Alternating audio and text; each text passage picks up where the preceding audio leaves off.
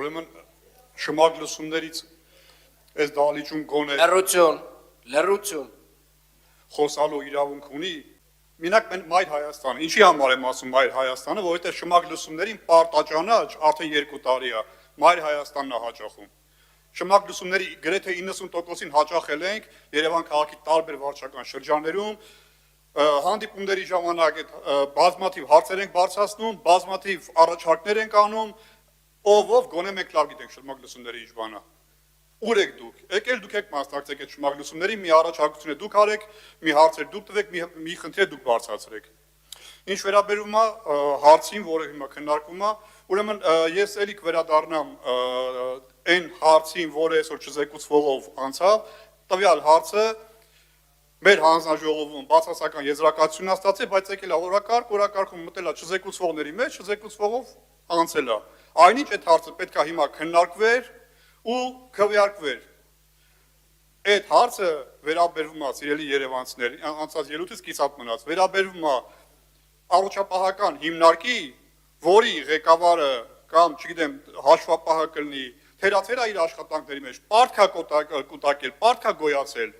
որը պետք է վճարի հիմնարկը, չէ, քաղաքապետարանը ասում է, չէ, ընկեր ջան, մենք կվճարենք, դու գործ չունես։ Երևան համայնքը այդ պարտքը վերցրել է իր վրա,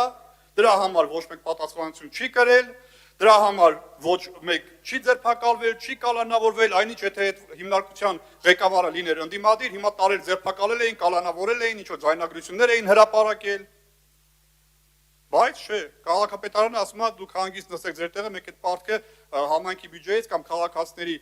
գրպանից վճարած բյուջեից կվճարենք մենք։